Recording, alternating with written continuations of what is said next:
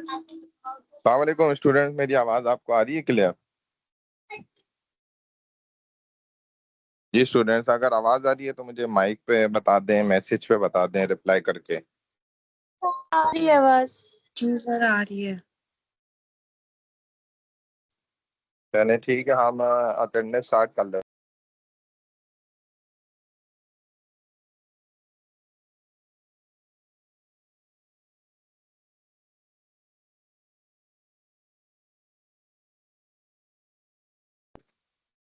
जी हम attendance start कर लेते हैं स्टूडेंट्स।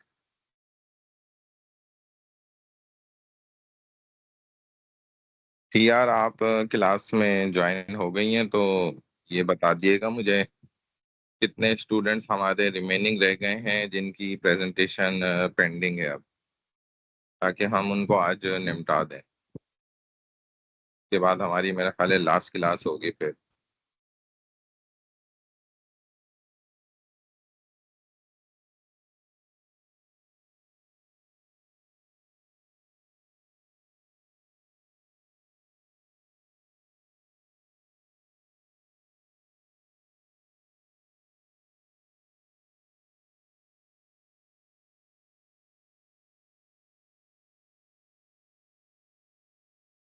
जी सीआर क्लास में ज्वाइन हो गई हैं आप?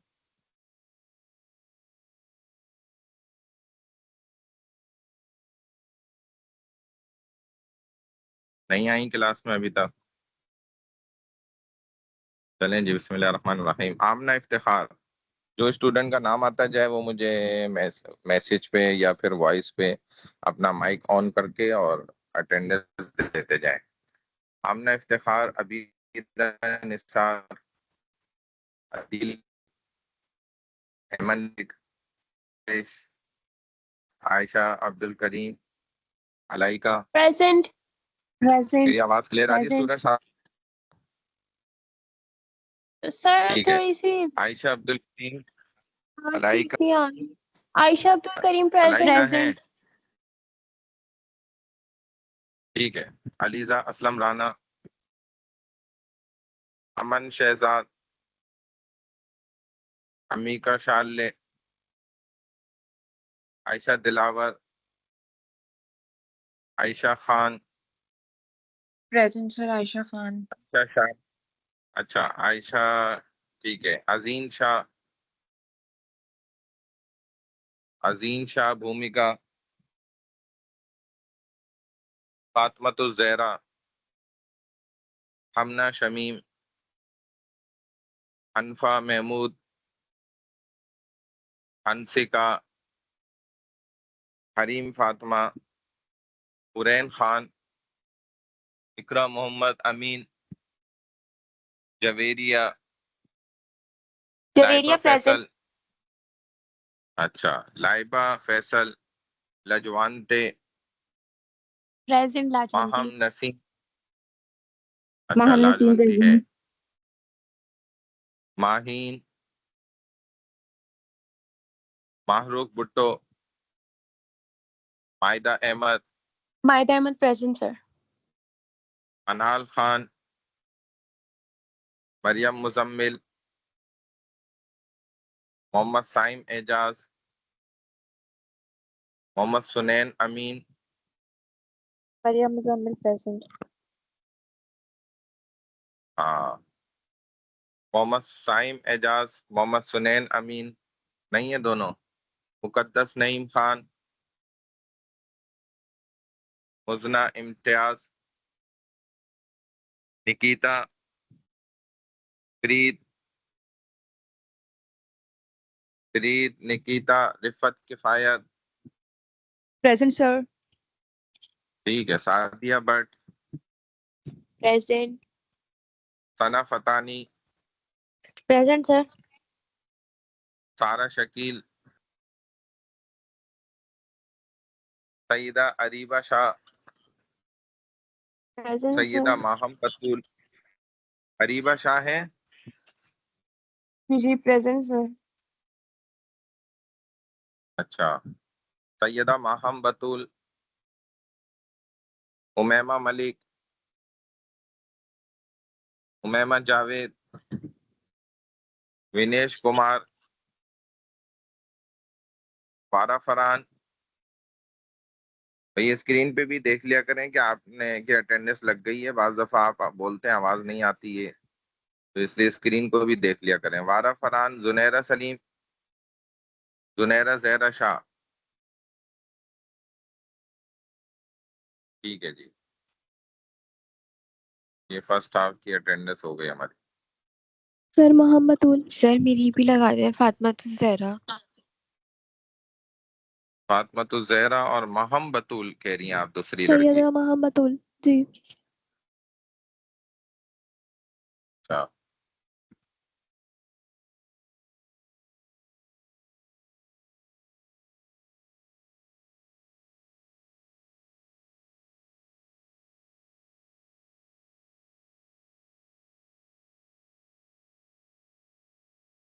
जी ये मुझे बता दें अगर कौन कौन से ग्रुप हमारे रिमेनिंग रह गए, ताकि उसके हिसाब से फिर हम आगे करें।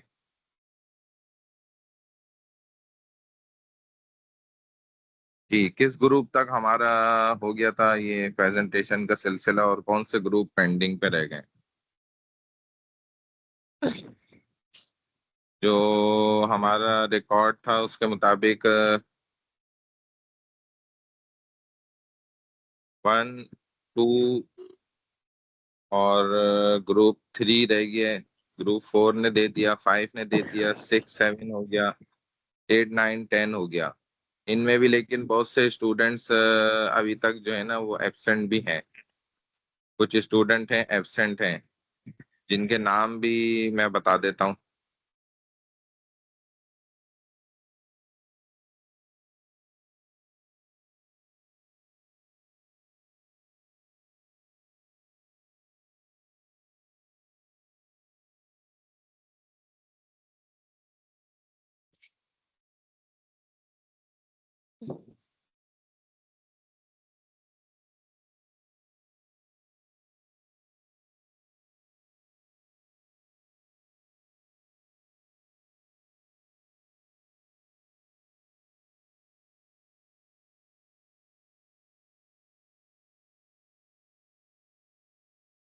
जी स्टूडेंट्स, आवाज क्लियर आ रही है आप?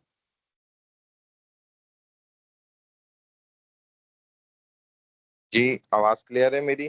ग्रुप 3 हमारा रह गया पेंडिंग पे।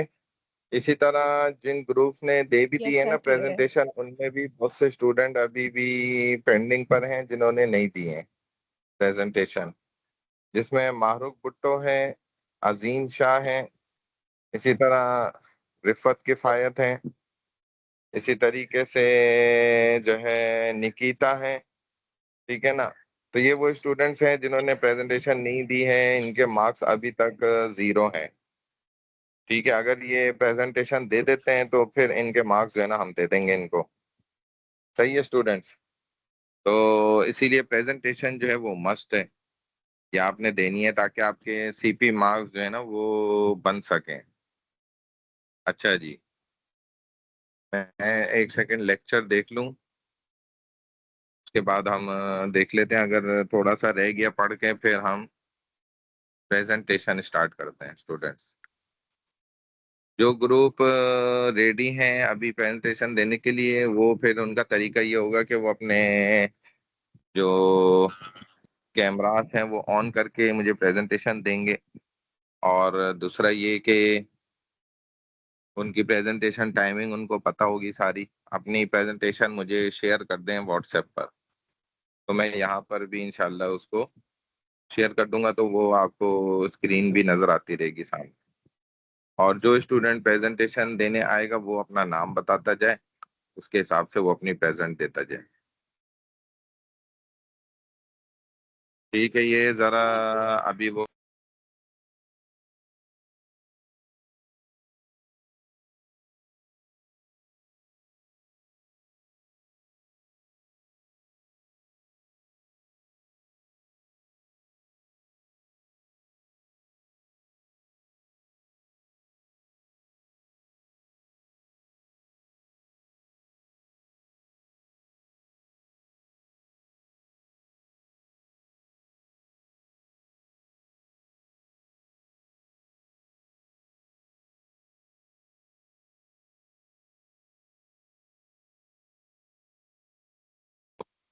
जी मैं जरा सा ये जो आपका टॉपिक है ना वो अपलोड कर रहा हूँ, लेक्चर।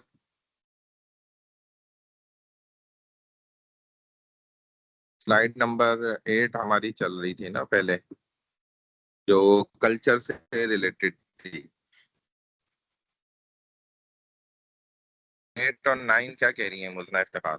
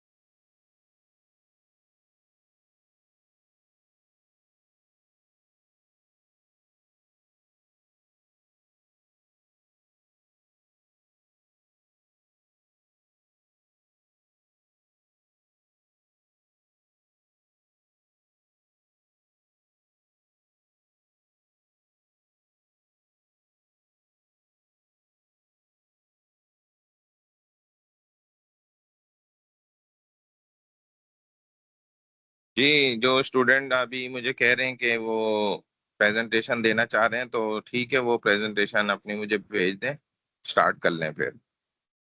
मेरी आवाज़ आपको क्लियर आ रही है? यस सर, आ रही है। जी मुझे भेज दें अपनी प्रेजेंटेशन और फिर स्टार्ट करते हैं।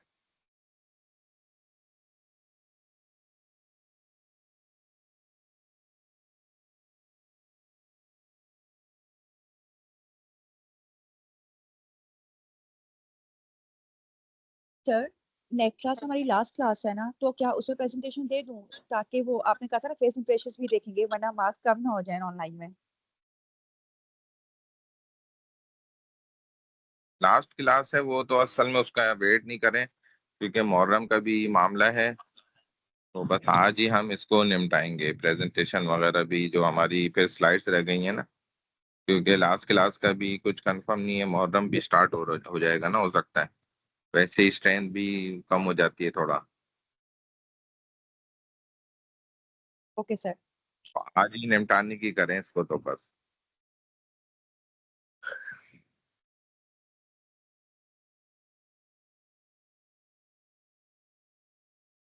मैं तब तक आप लोग की स्लाइड्स भी अपलोड वगैरह कर रहा हूँ। तो जिन स्टूडेंट ने मुझे, ये ग्रुप 3 भी रह गया है ना, और उमैमा वगैरह वाला जो रह गया है, तो ये लोग मुझे अपनी प्रेजेंटेशन भेजें, मुझे फौरन बताएं, ताकि फिर हम स्टार्ट करें आगे।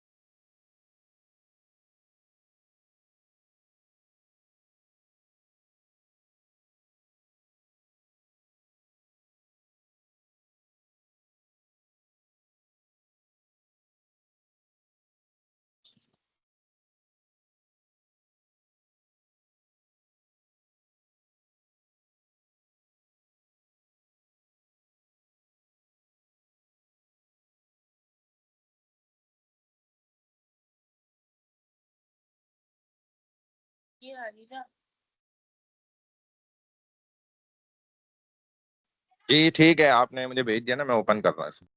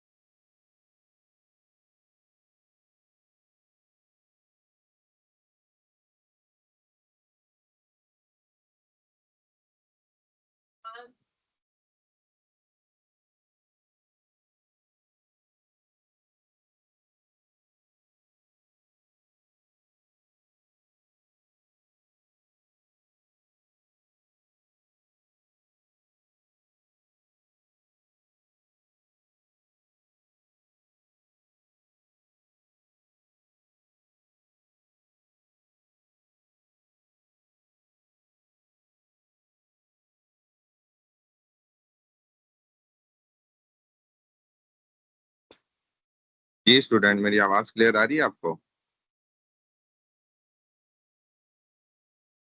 Yes sir. चलें ठीक है, ये अब आ रही है। स्टार्ट। ये देखिएगा, आपको स्क्रीन शो हो रही है ना सही?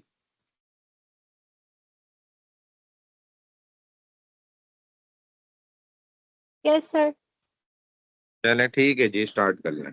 अपना नाम बताते जाएं, सीआर आप नोट करते जाएं जो जो प्रेजेंटेशन दे रहे सर मेरे ग्रुप मेंबर्स है नहीं। मैं ही हूँ अपने ग्रुप मेंबर्स में, तो मुझे ही प्रेजेंट करनी होगी सारी। बस ठीक है, आपका जो पार्ट है वो आप प्रेजेंट करें, बाकी ये एब्सेंट हो जाएंगे उनका नाम बता दिएगा सबका। माहीन, एमिका, उमामा, मुजना, यही जी, चारों है ना? मैं तो हूँ, मेरा ही नाम मुज़दा इम्तियाज़ है, बाकी तीनों नहीं हैं।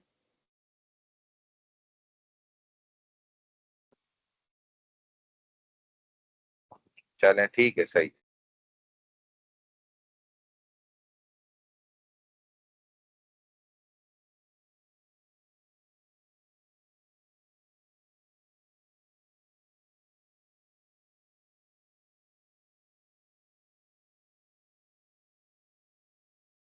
तो स्टार्ट करूँ? जी जी जी, स्टार्ट करें। अम, सर बैटल ऑफ प्लासी का बेसिकली बैटल ऑफ प्लासी से पहले ये था कि east India company British company थी एक, वो आए थे फॉर ट्रेड पर्पसेस। लेकिन फिर और मतलब उससे इस सबसे पहले उन्होंने अपने सिपॉइज वगैरह ऑलरेडी सब कॉन्टिनेंट में अ, जमा कर लिए थे उनको ब्राइब्स वगैरह दे के। और उनका बेसिकली जो है उनको पावर चाहिए थी, अथॉरिटी चाहिए थी। और उन्होंने मतलब उनका जो था मेन आइडिया वो बहुत दूर का था कि उन्हें कैप्चर करना है सब कॉन्टिनेंट को। तो और उन्हें इस चीज़ का और उस टाइम पे उन्होंने सबसे ज़्यादा फ़ायदा डिक्लाइन ऑफ मुगल एम्पायर का उठाया, क्योंकि उस टाइम पे जो मुगल्स थे वो बहुत वीक हो रहे थे। और जिसकी वजह से उनको उन्होंने ये सोचा कि वो बैटल्स अगर होंगी तो वो कैप्चर कर सकेंगे। तो सबसे पहले बैटल ऑफ प्लासी स्टार्ट हुई थी 1757 में, जो ब्रिटिश फोर्सेस और सिराजुद्दौला के दरमियान में हुई थी। सिराजुद्दौला बेसिकली वो नवाब था बंगाल का, और ब्रिटिश ने एम किया था कि वो कंट्रोल गेन करेंगे ओवर बंगाल के ऊपर। और जिसकी वजह से जो बंगाल बेसिकली बहुत रिचेस्ट रीजन था उस टाइम का। और लेकिन फिर कुछ इंटरनल कॉन्फ्लिक्ट्स हुई थी नवाब के कोर्ट के अंदर। और जो है क्योंकि बेसिकली कुछ कॉन्फ्लिक्ट्स ऐसी हुई थी कि उसके जो कुछ आदमी थे उन्होंने उसको बिट्रे बिट्रे कर दिया था। और जो है जिसकी वजह से उसकी जो एम्पायर थी वो थोड़ी वीक हो गई थी।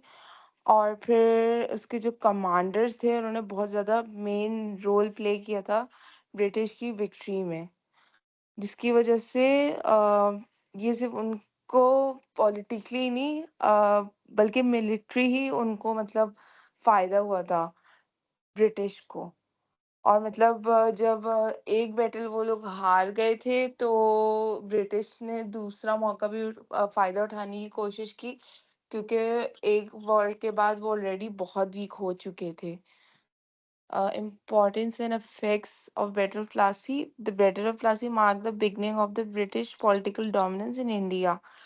जब बैटल ऑफ प्लासी वो लोग हारे तो ब्रिटिश को एक नया मौका मिल गया था डोमिनेंसी अपनी इंडिया में शो करने का, क्योंकि मुगल एम्पायर ऑलरेडी इतनी वीक हो रही थी। और फिर उन्होंने बैटल स्टार्ट कर दी, फिर उसमें जो है अ, वो लोग हार गए थे। और उसके बाद फिर ब्रिटिश का अच्छा मौका मिल गया था अपनी पॉलिटिकल डोमिनेंस दिखाने का। और बैटल जीतने के बाद ईस्ट इंडिया कंपनी को काफ़ी ज़्यादा फ़ायदा हुआ था हर तरीके से। अ, उनको वेल्थ के थ्रू और पावर के थ्रू उनको सिग्निफिकेंट फ़ायदा हुआ था। और उन्होंने अपना एक उनको ख़ासा उनका इन्फ्लुएंस गेन हो गया था सब कॉन्टिनेंट में।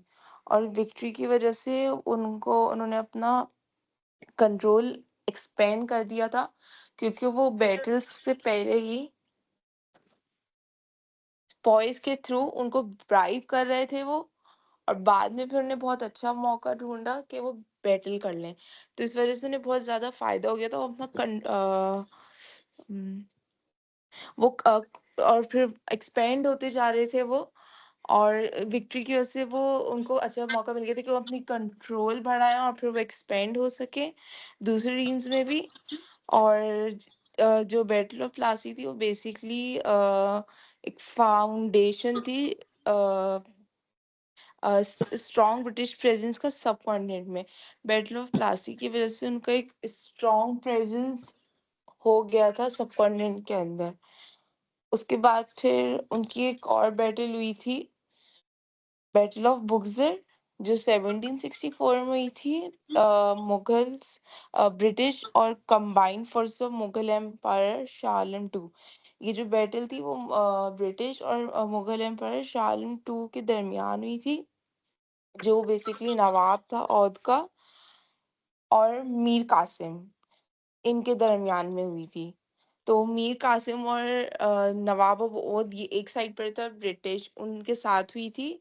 ये बेसिकली कॉन्फ्लिक्ट इसलिए हुआ था क्योंकि कुछ पॉलिटिकल अथॉरिटी की वजह से उनके दरमियान डिस्प्यूट्स हो गए थे और बहुत ज़्यादा कंट्रोल था ब्रिटिश का, क्योंकि ये मुगल्स ऑलरेडी एक बैटल हार चुके थे और फिर उनके पास इतनी रिसोर्सेज रह नहीं गई थी दूसरी बैटल की, क्योंकि ब्रिटिश ने ऑलरेडी उस पर कंट्रोल कर लिया था। और उसके बाद फिर the alliance aim to challenge British. Alliance जो थी उन्होंने फिर एम किया कि वो जो ये मीर कासिम और ये जो नवाब ऑफ ओध हैं, इन्होंने ये सोचा कि ये ब्रिटिश पावर को चैलेंज करें। और बट लेकिन कुछ डिफरेंसेस उनकी स्ट्रेटजीज में हो गए थे और कुछ कोऑर्डिनेशन ने उनके मतलब एफर्ट्स को वीक कर दिया। अम, तो बहुत मुश्किल हो गई थी उनके लिए वाली बैटल भी जीतना। और importance The Battle of Buxar was a decisive victory for the British, which further strengthened their control over India. क्योंकि पॉलिटिकली भी और कंट्रोल भी ब्रिटिश का बहुत ज़्यादा था, जिसकी वजह से वो जीत नहीं सके थे और फिर कुछ डिस्प्यूट्स वगैरह भी हो गई थी, जिसकी वजह से बैटल ऑफ जो बुक्सर थी एक डिसीजिव विक्ट्री थी ब्रिटिश के लिए, जिसने फर्दर स्ट्रेंथन मतलब जिसकी वजह से उनका जो स्ट्रेंथ था वो इंडिया पे बहुत ज़्यादा हो गया था। और इस बैटल के बाद ब्रिटिश को बेसिकली राइट अच्छा खासा मिल गया था कि वो रेवेन्यू बंगाल, बिहार और उड़ीसा से कलेक्ट कर सकें। This significantly increased the economic power and reduced the influence of local rulers. जब वो टैक्स वगैरह और रेवेन्यू जनरेट कर रहे थे आसानी से, तो उनकी इकोनॉमिक पावर गेन हो गई थी ब्रिटिश की। और जिसकी वजह से जो है ब्रिटिश का जो रूल था वो लोकल रूलर्स पे इन्फ्लुएंस हो गया था, और जिसकी वजह से ब्रिटिश का जो डोमिनेंस था या उनकी डोमिनेंसी थी वो कंफर्म हो गई थी रीन में।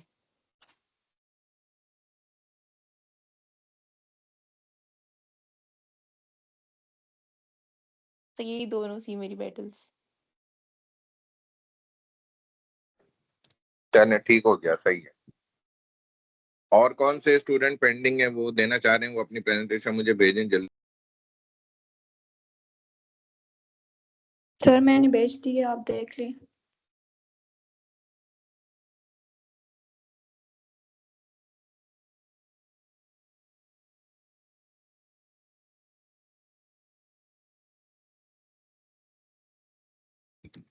कौन से मतलब व्हाट्सएप पे भेजी है या टीम्स पर ही भेजी है आपने मुझे? सर टीम्स पे भेजिए। अच्छा, एक सेकंड।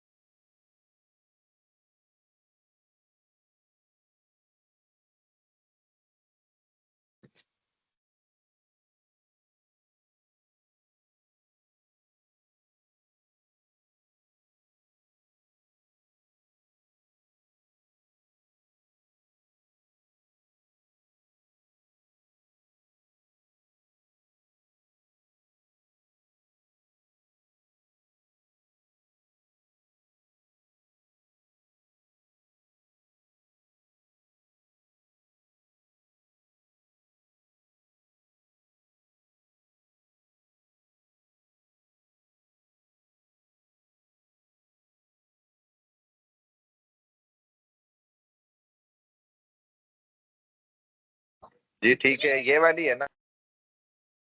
जी सर ठीक है, ये बट आप ना इसमें presentation प्रोटेक्शन WhatsApp वाली की है। चलाइएगा स्लाइड।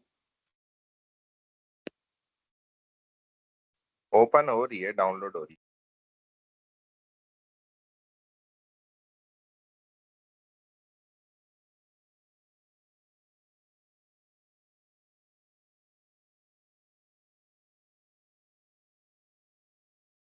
सर स्लाइड को नीचे कर दें।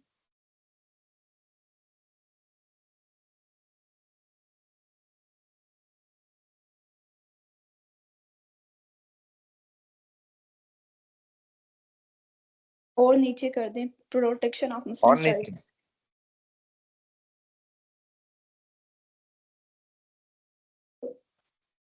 बस ठीक है।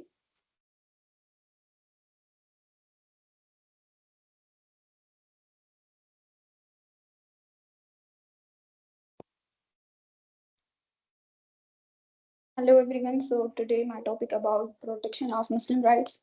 So protection of Muslim rights में ये था कि पाकिस्तान इसलिए बनाया गया ताकि मुस्लिम्स अपने राइट्स और रिलीजन्स को आज़ादी से प्रोटेक्ट कर सकें और उनके साथ कोई भी नाइंसाफ़ी ना हो। एंड दूसरी बात उनमें ये थी कि यूनिटी एंड सॉलिडरिटी।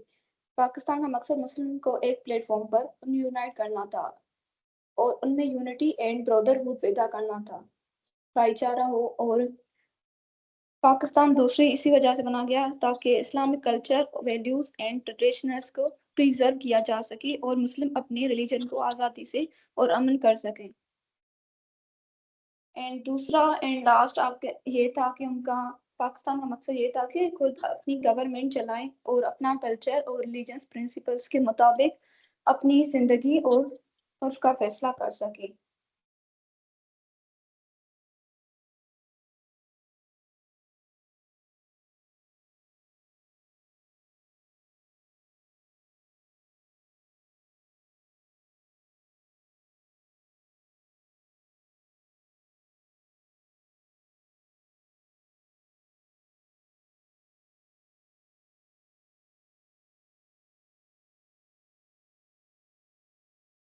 जी, बस हो गई कंप्लीट, और है कोई?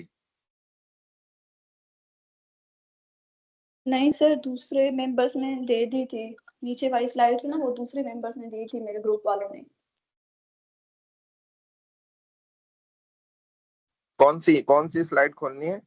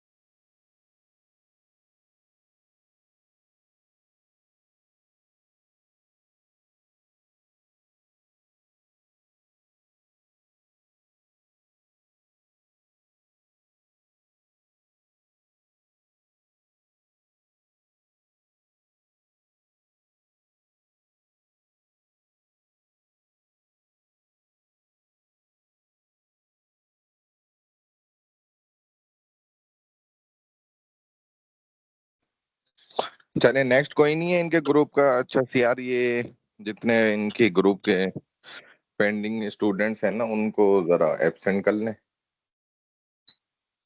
सीआर, आप क्लास में है? आवाज आ रही है आपको मेरी?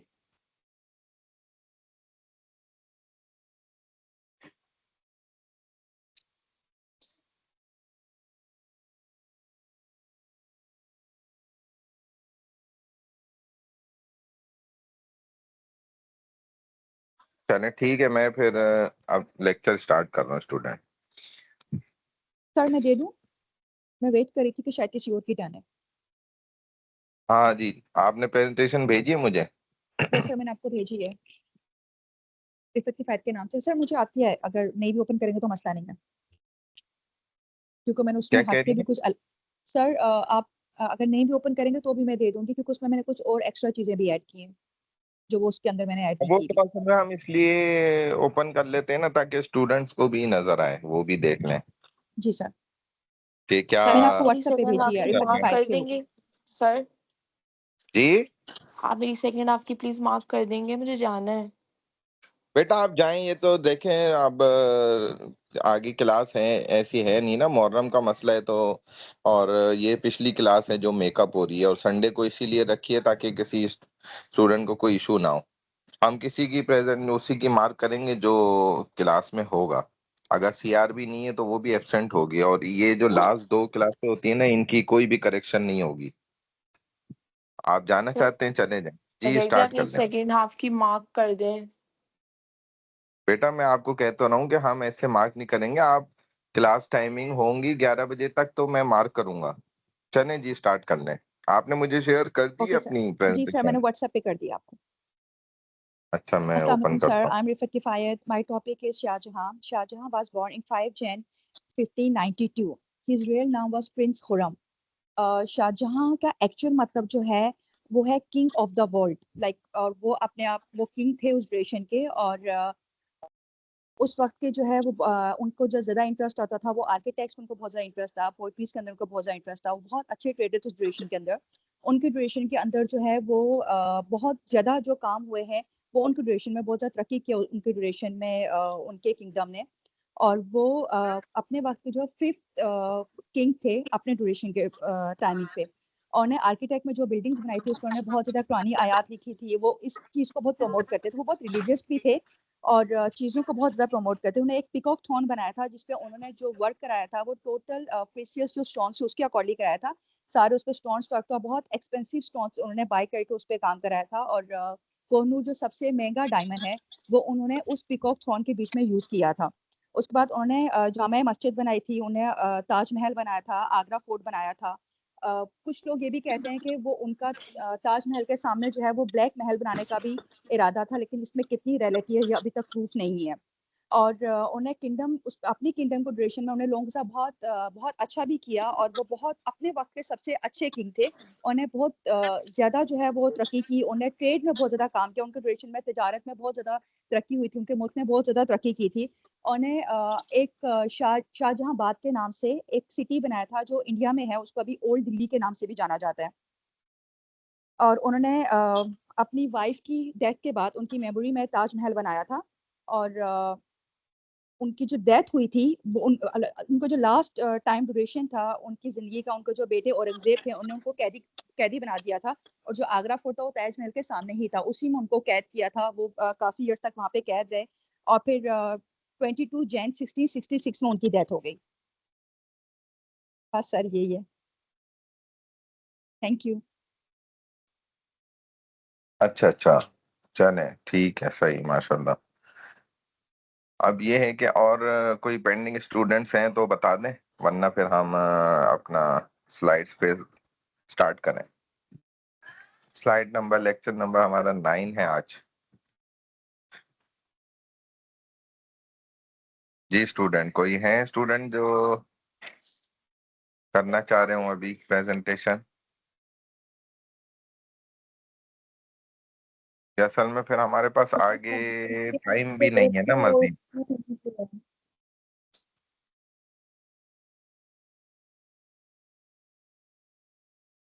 जी क्या कह रहे हैं स्टूडेंट? आवाज हल्की आ रही है, जोर से बोलें जरा।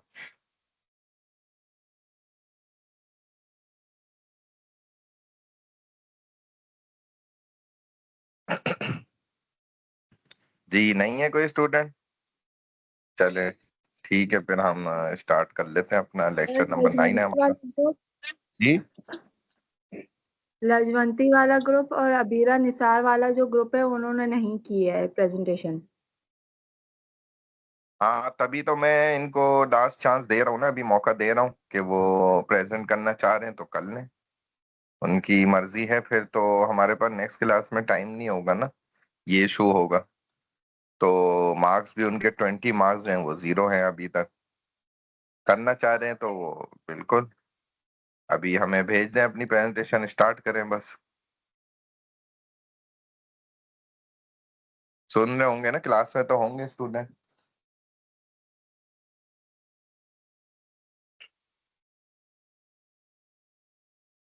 और अगर 20 मार्क्स जाया करना चाहते हैं तो फिर क्या कर सकते हैं हम।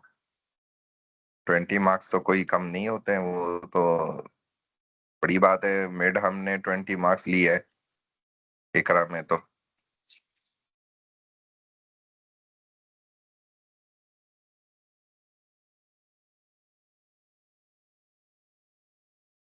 जी भाई, हैं स्टूडेंट जो प्रेजेंट करना चाह रहे हैं? चले जी, अल्हम्दुलिल्लाह वहदा वस्सलातु वस्सलामु अला मन ला नबिय्य बाद, अम्मा बाद। अऊज़ु बिल्लाहि मिनश शैतानिर रजीम, बिस्मिल्लाहिर रहमानिर रहीम। हम्दन कसीरन तय्यिबन मुबारकन फी, रब्बि इश्रह ली सदरी व यस्सिर ली अमरी वहलुल उक़दतम मिन लिसानी यफ़क़हू क़ौली। रब्बि यस्सिर वला तुअस्सिर वतम्मिम बिल खैर व बिका नस्तईन। या फत्ताहू या फत्ताहू या फत्ताह। अच्छा जी, ये मैंने आप लोगों को स्लाइड्स जो है ना अपलोड भी कर दी हैं यहाँ पर, और स्लाइड आपको शेयर भी कर देते हैं यहीं पे ना, ताकि यहाँ भी आपके पास ओपन हो जाए। टीम्स पर वैसे ऑलरेडी मैं अपलोड भी कर चुका हूँ आपकी क्लास के फोल्डर के अंदर, जहाँ पे आपको लेक्चर नंबर 9 नजर आ रहा होगा, वहीं पे मैंने अपलोड कर दी है। अच्छा जी, ये मैं यहाँ से देखता हूँ अगर ओपन भी हो जाए। लेक्चर नंबर 8 के अंदर है ये फाइल। सर फाइनल में, सर फाइनल वाला आएगा या मिड का भी कुछ क्वेश्चन आएगा? मिड के इंक्लूड तो नहीं है वैसे, आपके लेक्चर नंबर 3 तक तो आपने पढ़ा था ना, उसके बाद जो 4 है ना, वहीं से आएंगी चीजें। लेक्चर नंबर 4 ओके से सर, थैंक यू। एंड तक जो हमने स्लाइड 9 तक, हम इंशाल्लाह या 10 तक हो सकता है पढ़ लें, तो यही सब इंक्लूड होगा उसके अंदर।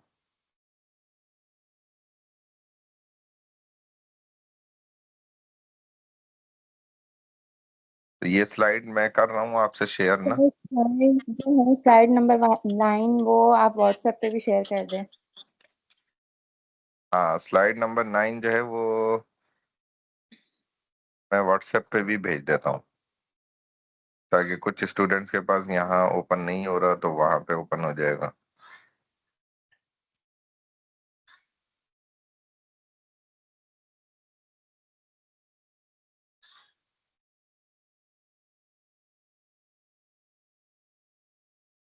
ठीक है, मैंने वहां भी आपको शेयर कर दी है।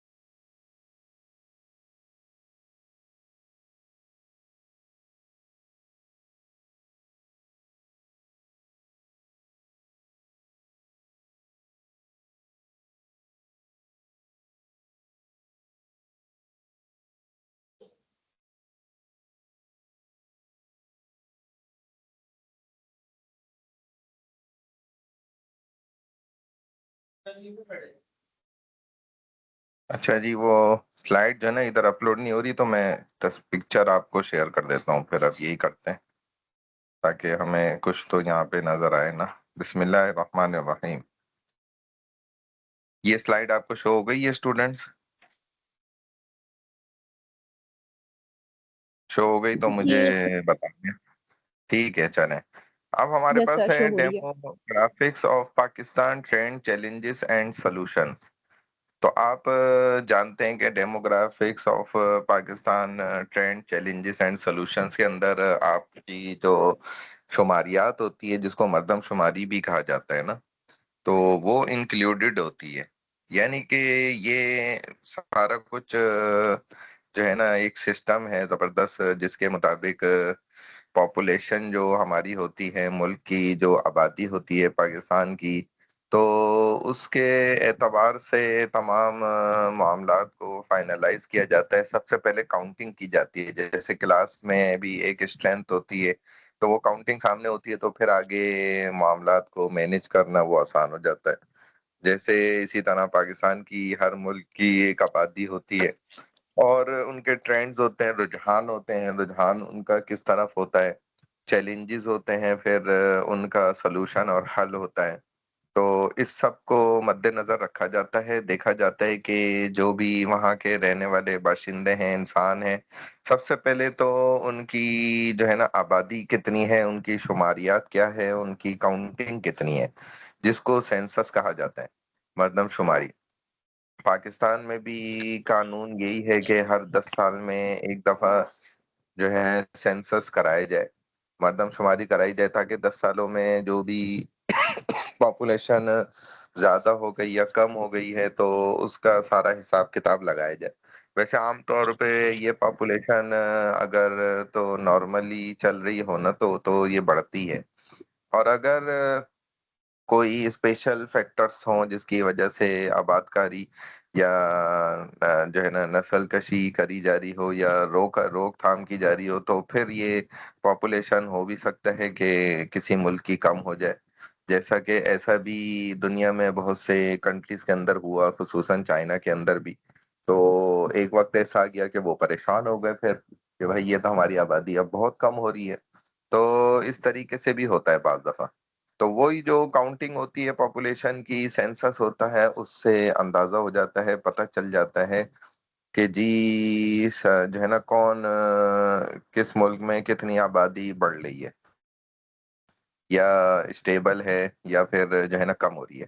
इसी तरह पॉपुलेशन ग्रोथ जो होती है, आबादी का इजाफा होना, बढ़ना, ये जो है ना इसको समझने के लिए, इसको काउंट करने के लिए सेंसस कराया जाता है पूरे मुल्क के अंदर। ये जो है ना गवर्नमेंट लेवल पे ये काम किया जाता है।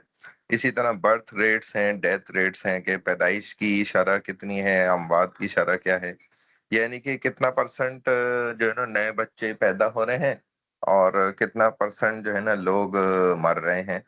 माइग्रेशन, फिर हिजरत जो होती है, यानी कि लोग बहुत से मुल्क छोड़कर चले जाते हैं हमेशा के लिए, वो अपना घर बार छोड़ के वतन, और वतन असली रियल कंट्री वो किसी और को बना लेते हैं, हिजरत कर जाते हैं। पॉपुलेशन पायरामिड, आबादी का अहराम जो होता है, यानी कि जिस अंदाज से आबादी ऊपर नीचे जाती है उसकी परसेंटेज वाइज और उसकी तमाम चीजें पता चलती हैं, वो ये कहलाती हैं।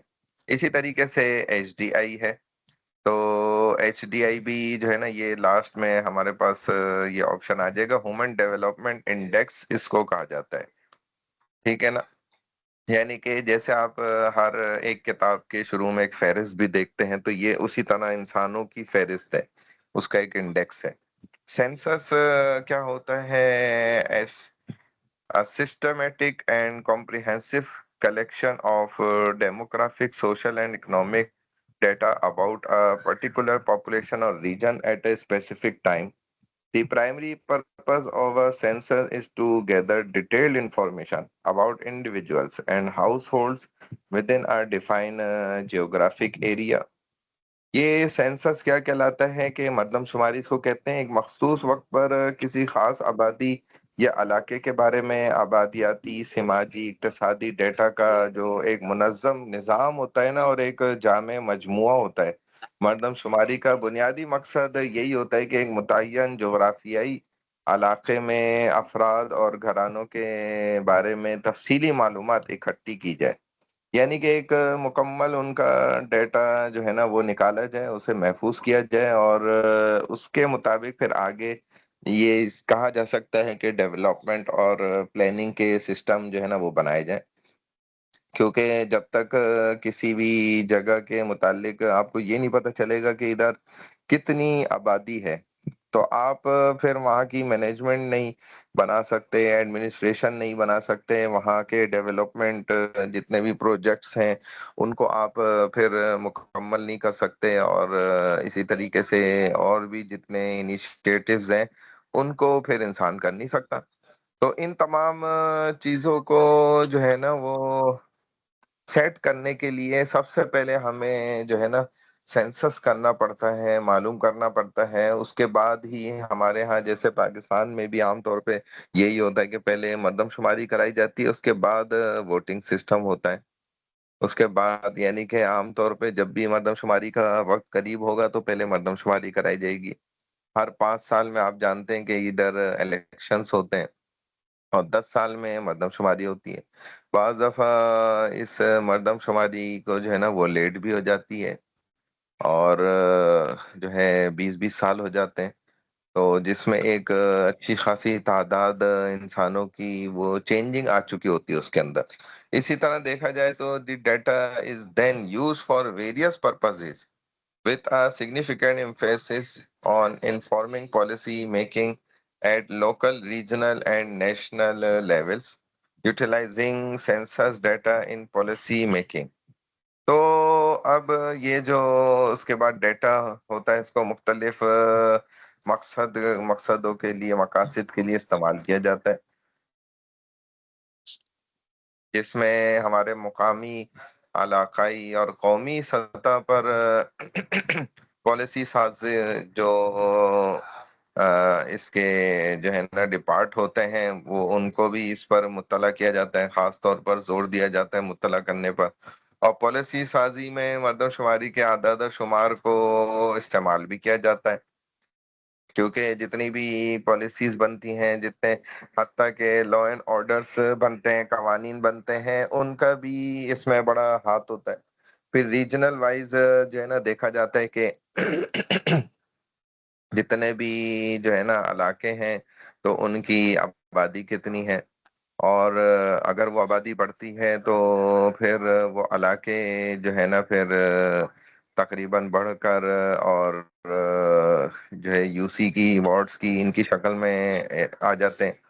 फिर वो मज़ीद और बढ़ते हैं तो वो फिर एक बाकायदा जो है ना समझ लें कि हाँ, जिसको तहसील कहा जाता है उसकी शक्ल में आ जाते हैं। वो और ज़्यादा आबादी उनकी बढ़ जाती है तो फिर वो बढ़कर जो है ना एक समझ लें कि शहर नुमा बन जाते हैं, वाक़ई शहर बनते हैं तो वो सूबा बाकायदा बन जाता है। और फिर उससे ऊपर आ जाएँ तो अगर और आबादी बढ़ जाती है तो बाकायदा एक मुल्क भी जो है ना समझ लें वो बन जाता है ये।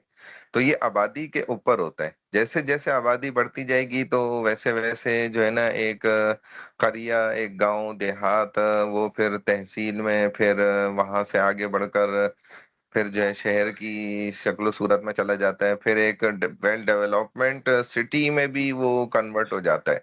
जैसे-जैसे वहाँ की आबादी बढ़ती है और वहाँ के लोग जो है ना सर्वाइव करते चले जाते हैं और तरक्की करते चले जाते हैं। तो इसी तरह आबादी का असर तो हर चीज़ पर पड़ता है। फिर उसी के हिसाब से, उसी के तनासुब से वहाँ के कवानीन भी मुरतब किए जाते हैं, वहाँ की पॉलिसीज़ भी बनाई जाती हैं और वहाँ के तमाम कंट्रोल भी फिर उसी हिसाब से ही उनको डील किया जाता है। फिर इसी तरह आगे आ जाएँ तो data collection, demographic information collects data on population size, age, sex, marital status and other demographic characteristics. तो डेटा जो इकट्ठा किया जाता है ना, तो जब भी आपने देखा होगा जो पिछली दफ़ा भी ग़ालिबन 2000 23-24 में जो हुई है ये मर्दमशुमारी लास्ट वाली, तो उसमें भी इसी तरीके से बाकायदा पूरे फॉर्म होते थे और जो है ना वो अपने डिवाइसेस लेकर आते थे आपके घर पर और सारी मालूमात लेते थे और एक एक उसमें सवाल करते थे। तो उन तमाम सवालात के बड़े मकासद होते हैं। उनको जो है ना डाटा में जो है ना फिर उस इंफॉर्मेशन को सेव किया जाता है वहीं खड़े-खड़े और वो जो है ना डायरेक्ट उनके हेडक्वार्टर तक जारी होती है। तो डाटा इकट्ठा करना आबादियाती मालूमात और आबादी के साइज़, उम्र, जिन्स, अज़दवाजी हैसियत और इसके अलावा भी जितनी आबादियाती ख़ुसूसियात पर डाटा होता है उसको जमा किया जाता है, इकट्ठा किया जाता है। इस सब का मकसद क्या होता है कि एक अंदाज़ा हो, पता चले कि भई ये एक घर है, तो इस घर के अंदर सरबरा कौन है? फिर उस सरबरा के मातहत जितने भी लोग हैं, उसकी बीवी है, फिर उसके बच्चे हैं और वो कितने बच्चे हैं, लड़के उसमें कितने हैं, लड़कियाँ कितनी हैं। फिर वो जो है ना कितनी-कितनी ऐज वाइज़ हैं, उनकी उम्र क्या है। फिर वो पढ़ते हैं, नहीं पढ़ते हैं, काम करते हैं। फिर इनकी घरेलू जो का मतलब इनकम है वो कितनी है। जो इनका खर्च है सारा वो कितना है। फिर इनकी लायबिलिटीज़ क्या हैं, फिर ये कपड़े कैसे अंदाज़ के इस्तेमाल करते हैं, ज़िंदगी किस अंदाज़ की गुज़ार रहे हैं, इस सब का वो अंदाज़ा लगाते हैं। और इन तमाम चीज़ों का मकसद क्या होता है कि सिर्फ़ सेंसस ही नहीं हो रहा, सिर्फ़ शुमारियात ही नहीं हो रही, गिनती नहीं की जा रही, बल्कि उसके साथ-साथ और भी आपके लाइफ़स्टाइल और हर चीज़ को भी काउंट किया जा रहा होता है। देखा जा रहा होता है। बाकायदा ये तक पूछते हैं कि भई माहाना आपके मेडिकल पर कितना खर्च हो जाता है? आप सब्जियाँ कौन-कौन से हफ्ते में किस-किस किस्म की इस्तेमाल करते हैं? गोश्त कब-कब इस्तेमाल करते हैं? ये तक सवाल किए जाते हैं। बल्कि बाज़ सवाल तो ऐसे होते हैं घरेलू अंदर के कि वो ख़ास ख़वातीन ही सिर्फ़ फिर फीमेल से करती हैं वो सवालात। तो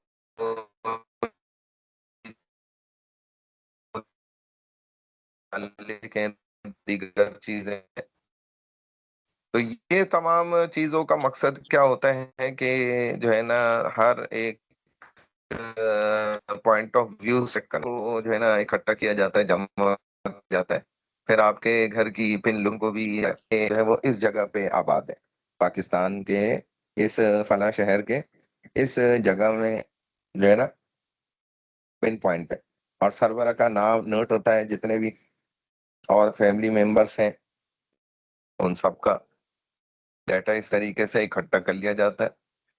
और बाज़ दफ़ा ये दूसरे इदारों को भी शेयर किया जाता है।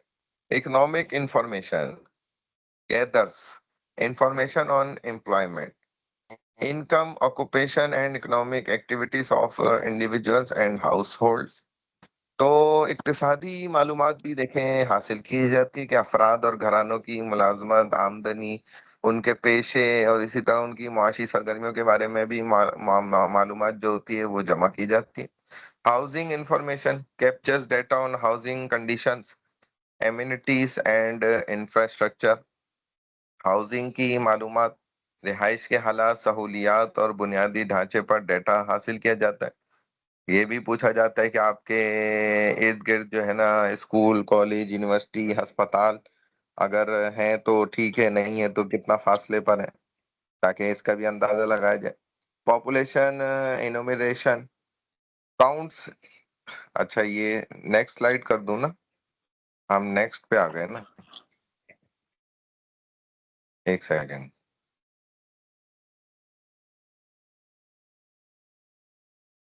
सर हम व्हाट्सएप ग्रुप से देख रहे हैं उसमें है। अच्छा हाँ, व्हाट्सएप पे भी शेयर कर दिए हैं और ये है कि चलो यहाँ भी दिखता रहे तो अच्छा है। अच्छा नेक्स्ट स्लाइड हमारी जो है वो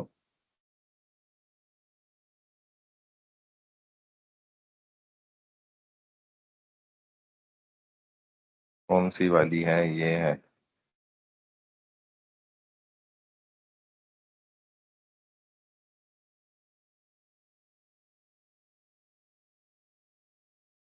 ठीक है। ये स्लाइड चल रही है ना हमारी अभी, पॉपुलेशन एनुमरेशन, ये हो गई। Counts Yes, every sir. individual within a specific geographic area to provide an accurate and up-to-date population figure. आबादी की गिनती, आबादी का दुरुस्त और ताज़ा तरीन आदाद शुमार जो है ना वो फराहम करने के लिए एक मखसूस जोग्राफी इलाके में हर फर्द को ये शुमार करते हैं, ताकि उस जो है ना बाउंड्री वॉल्स के अंदर इन्होंने इलाके जो है ना डिवाइड किए हुए होते हैं, अपने इन्होंने मैप्स बनाए हुए होते हैं। उस इलाके के बस बाउंड्री के अंदर अंदर जितनी पॉपुलेशन होती है ना उसका तनासुब निकालते हैं, और जो है हर घर में पहुंचकर, और जो सबसे पहले इनकी स्टार्टिंग भी होती है उसका तरीकेकार भी यही होता है कि मर्दमशुमारी तो तकरीबन चलती है 2 महीने या उससे ज्यादा भी, लेकिन आम लोगों को तो जो पता चलता है बस वो 1 हफ्ते का टारगेट होता है। उससे पहले उनकी एक्टिविटीज ये स्टार्ट हो जाती हैं कि वो नंबरिंग करते हैं, और घरों पर जो है ना वो नंबर लगाते हैं सबसे पहले, ताकि उनको ये अंदाजा हो जाए बाद में जब टीमें आए कि भाई ये जो है ना सारी लिस्टें हैं, ये इतने घर हैं इस इलाके में, और इस इलाके का बाउंड्री वॉल इतना है, यहाँ से लेके इस कोने से उस कोने तक है, तो इसमें इतने घर मौजूद हैं, हाउस होल्ड उसको कहते हैं, और फिर उनके नंबर लगा देते हैं कि 1 से लेके जैसे मिसाल के तौर पे 1000 तक है। फिर जो है ना आगे मजीद नेक्स्ट इनका स्टेप जो है वो शुरू होता है, तो फिर वहां पर ये जो है ना इनकी टीमें जाना शुरू करती हैं और वो सर्वे करती हैं, और एक एक घर पे दस्तक दे के, और वहां से उसके सरबरा को बुला के, अगर वो नहीं है तो फिर उसके घर वालों से सारी मालूमात लेते हैं। इस तरीके से ये सर्वे कर रहे होते हैं, तो सारा पॉपुलेशन का अंदाजा आबादकारी का इस अंदाज से लगाया जाता है। इसी तरह representation and political redistricting, determining determining representation in legislative bodies and redrawing electoral districts based on population changes। नुमाइंदगी और सियासी दोबारा तकसीम कानून साज इदारों और उनकी नुमाइंदगी का ये पॉपुलेशन जो होती है ना ये तायन तायुन करती है, और आबादी की तब्दीलियों की जो बुनियाद होती है उस पर ही इंतखाबी अजला को दोबारा तरतीब दिया जाता है।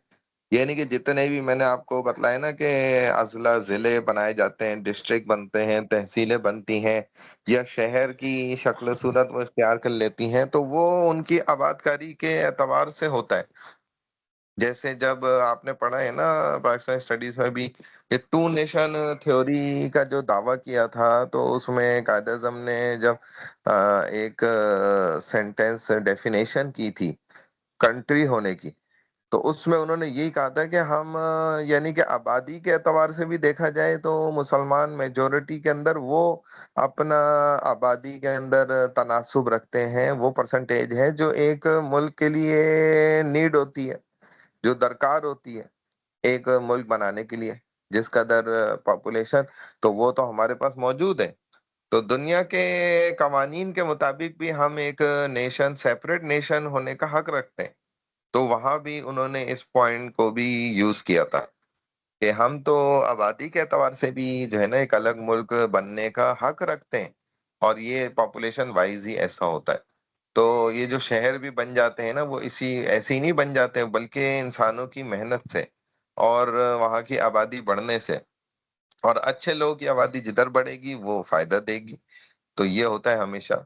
इसी तरह जो आपका सियासी मंजरनामा होता है ना उसका भी सारा जो इलेक्शंस होने होते हैं तो वो भी सब कुछ आपकी आबादी के स्ट्रेंथ के हिसाब से ही वहाँ की सीटें निकलती हैं, और उन्हीं सीटों पर आकर फिर हुक्मरान जो होते हैं वो बैठते हैं और अपने काम शुरू करते हैं। Policy making, utilisation, resource allocation, social services planning, इसी तरीके से public health planning, employment and labour market policies, education policies, इसी तरीके से एनवायरमेंटल प्लानिंग जिसको कहा जाता है। ठीक है ना? तो अब यहाँ पर क्या है कि कह रहे हैं रिसोर्सेस एलोकेशन, जो वसाइल की तकसीम होती है ना, जितने भी यानी कि इंसानों को हासिल होने वाले फवाइद होते हैं, वसाइल होते हैं, उन तमाम की तकसीम भी देखा जाए, गौर किया जाए तो पॉपुलेशन वाइज ही डिस्ट्रीब्यूट की जाती है। वहाँ की आबादी को देखा जाता है कि किस कदर आबादी मौजूद है, उसके हिसाब से लगाकर फिर वहाँ के रिसोर्सेज और वसाइल भी जो है ना वो बढ़ाने हैं या कम करने, घटाने, उसका हिसाब भी फिर इन्हीं चीज़ों के मुताबिक जो है ना लगता है। फिर आगे आ जाए नेक्स्ट तो पब्लिक हेल्थ प्लानिंग, जो वहाँ के समाजी खिदमत की जो मंसूबा बंदी होती है आपकी सेहत को लेकर, तो सेहत की मंसूबा बंदी का भी जो है ना प्लानिंग इसी के हिसाब से होती है। Employment and labour market policies, इसी तरह जो आपके मजदूरी का और लेबर का जो मार्केट की जो पॉलिसीज बनती हैं, उसका रोजगार की जो प्लानिंग होती है, हेल्थ की अलग हो गई मंसूबाबंदी, फिर पब्लिक प्लानिंग रोजगार की जो है और लेबर मार्केट की पॉलिसियां, फिर इसी तरह एजुकेशन पॉलिसीज जो आपकी तालीमी इदारे ऐसे थोड़ी वो बन जाते हैं। वहाँ की मतलब पहले आबादी देखी जाती है, इस काबिल है कि भाई वहाँ पर स्कूल की जरूरत है भी कि नहीं है। एनवायरमेंटल प्लानिंग, माहौलियाती मंसूबाबंदी, इसका भी जो तमाम कानून बनता है, जो पॉलिसीज बनती हैं, तो उसका भी एतबार वहाँ की पॉपुलेशन के वाइज होता है। पॉपुलेशन ग्रोथ, अच्छा एक सेकेंड, ये पॉपुलेशन ग्रोथ नेक्स्ट स्लाइड है ना, मैं इसको कर देता हूँ, रुक जाए।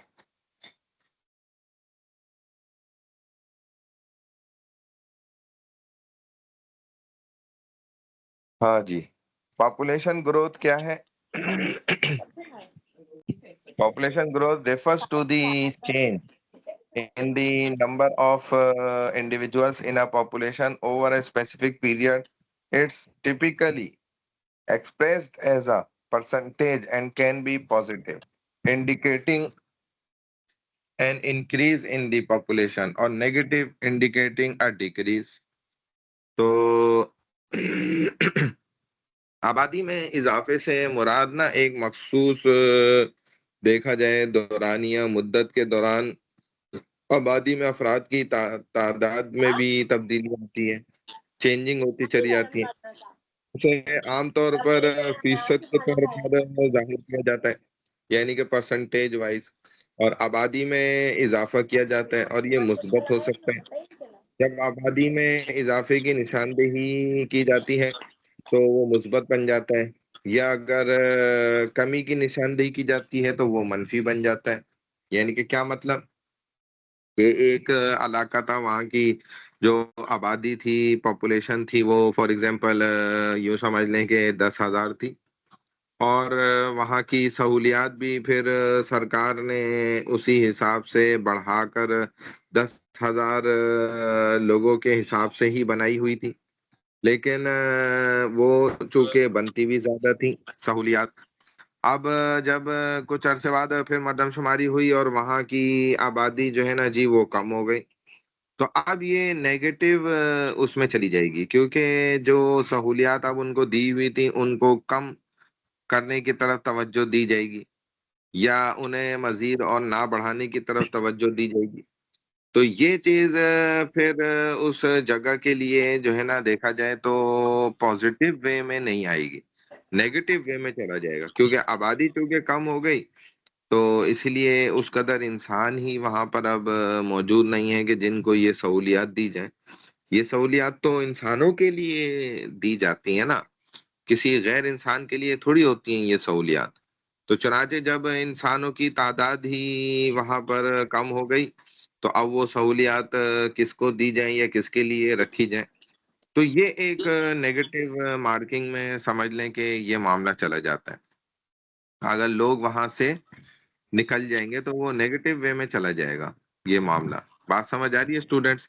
इसी तरह आपको ये मैप नजर आ रहा है, major components of population growth. Birth rate देखा जाता है, जो कि अब आगे बात आ रही है कि पैदाइश का रेशो, मरने वालों का रेशो, फिर immigration and in immigration, immigration and emigration यानी कि आने और जाने वालों का देखा जाता है जो हिजरत कर रहे हैं। पॉपुलेशन ग्रोथ रेट क्या होता है, बर्थ को माइनस किया जाता है डेथ से plus net migration divided by population at the beginning of the period multiply by 100। तो ये एक उसका यूं समझ लें पॉपुलेशन ग्रोथ रेट को निकालने का एक फॉर्मूला है। ठीक है, फिर फैक्टर्स इन्फ्लुएंसिंग पॉपुलेशन ग्रोथ जो बहुत ज्यादा असर रखते हैं ना, वो क्या होते हैं पॉपुलेशन ग्रोथ यानी कि आपकी आबादी के पैदावार पर असरात डालने वाले। इकोनॉमिक ग्रोथ होती है, स्टेबिलिटी ऑफ सोसाइटी होती है, अवेलेबिलिटी ऑफ कॉन्ट्रासेप्शन होती है, सोशल नॉर्म्स होती हैं, गवर्नमेंट पॉलिसी होती है, health care standards, net migration, cultural attitudes to family size, female labour market participation, cost of education. ठीक है ना, तो ये तमाम चीजों पर असर कर रही होती है। फिर बर्थ रेट की तरफ आ जाए तो मैं आपको नेक्स्ट स्लाइड ओपन कर लेता हूँ ताकि हमारी स्लाइड्स भी साथ साथ चलती रहें। ठीक है जी, birth rate and death rates जिस पर हम बात कर रहे हैं, हमारा पहला पॉइंट जो ऊपर आपको नजर भी आया है मैप में, तो वो यही था कि हमारे यहाँ जो हो ना वो, एक सेकेंड, हाँ, birth rates and death rates. The birth rate also known as the crude birth rate is a measure that expresses the number of live births, live births, live births in a population during a specific period per 1000 people in the population। और इसको नापने का formula क्या है कि birth rate equal to number of births divided by total population multiply by 1000 equal to answer. तो क्या है, इस तरीके से कि जैसे आप समझें कि पैदाइश की जो शरह है ना, जैसे खाम पैदाइश की शरह भी जिसको कहा जा सकता है, एक ऐसा पैमाना होता है कि जो आबादी में एक मखसूस शरह पैदाइश, शरह अमवात मुद्दत के दौरान गोया फी अफराद 1000 में जिंदा पैदाइशों की तादाद को जाहिर करता है। यानी कि क्या मतलब, देखें जो नए बच्चे पैदा हो रहे हैं, ठीक है, तो नंबर ऑफ बर्थ मिसाल के तौर पर यूं समझ लें कि जी एक साल में फॉर एग्जांपल जो है ना 1000 बच्चे पैदा हुए, और जो टोटल पॉपुलेशन है आपकी वो मिसाल के तौर पर है 10,000। तो 1000 डिवाइडेड बाय 10,000, एक तो ये हो गया।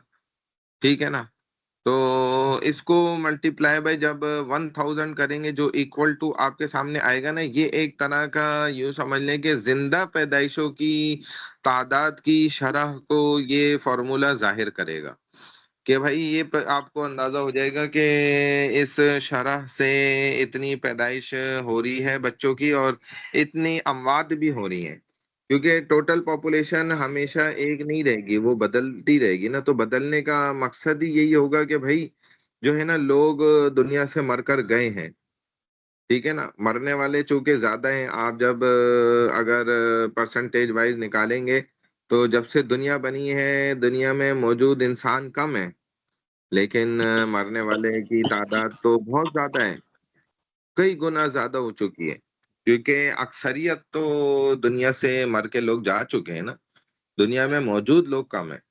Death rate, mortality rate, the death rate और crude death rate is a measure that expresses the number of deaths in a population during a specific period per 1000 people in the population। अमवात की जो शरह होती है ना, या खाम अमवात की शरह एक ऐसा पैमाना है जो आबादी में फी 1000 अफराद पर एक मखसूस मुद्दत के दौरान आबादी में होने वाली अमवात की तादाद को जाहिर करता है। यानी कि ये फॉर्मूला आपको ये बात निकाल के दे देगा कि भाई अंदाजन आपके हर साल जो है ना कितने लोग मर रहे हैं, दुनिया में से जा रहे हैं। Number of deaths divided by total population multiply by 1000, ये फॉर्मूला आपको ये चीज बता देगा। तो पैदाइश का भी इन्होंने आपको फॉर्मूला समझा दिया और अमवात का भी फॉर्मूला समझा दिया कि जो नए पैदा होने वाले बच्चे हैं उनकी आप शरह नमूद अगर निकालना चाहते हैं और जो लोग मरकर दुनिया से जा रहे हैं उनकी भी आप शरह निकालना चाहते हैं तो बड़ा आसान अमल, कोई मुश्किल काम नहीं है। फिर आ जाए हमारे पास थर्ड पॉइंट जो है वो माइग्रेशन का है। लोग जाहिर है बहुत से एक मुल्क से दूसरे मुल्क चले जाते हैं, हमेशा के लिए बाद लोग छोड़ के चले जाते हैं। Migration refers to the movement of people from one place to another either within a country, internal migration और across international borders. International migration तो हिजरत इसको कहा जाता है। इससे मुराद क्या होता है, लोगों के एक जगह से दूसरी जगह या तो किसी मुल्क के अंदर अंदरूनी नकल मकानी या बैनुल अक़वामी सरहदों के पार बैनुल अक़वामी नकल मकानी करना। एक तो है ना कि कोई बंदा जो है पाकिस्तान में रहता है और कराची में रहता है, कराची से वो चला गया इस्लामाबाद हमेशा के लिए, लेकिन है तो मुल्क के अंदर ही ना, तो हमारी आबादी का ही हिस्सा है।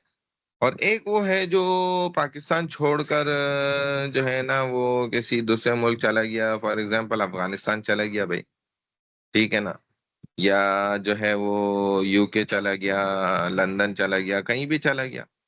तो ये एक इस बात की गोया निशानी है कि गोया आपकी पॉपुलेशन से वो तो बाहर निकल गया ना, तो अब हमारे मुल्क के अंदर वो नहीं मौजूद है।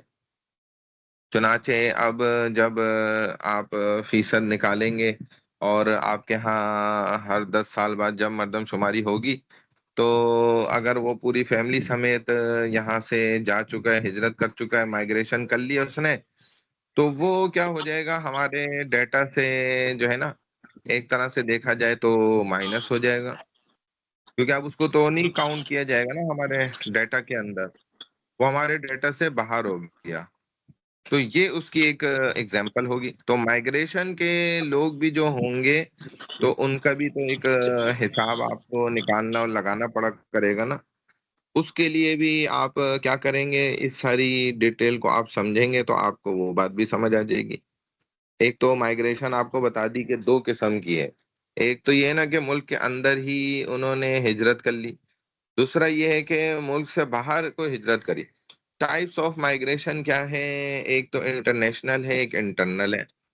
तो इंटरनेशनल में वॉलंटरी भी है और इनवॉलंटरी भी है, और इंटरनल के अंदर रूरल, अर्बन, सीजनल और प्लान्ड भी है। तो ये उसकी टाइप्स हैं।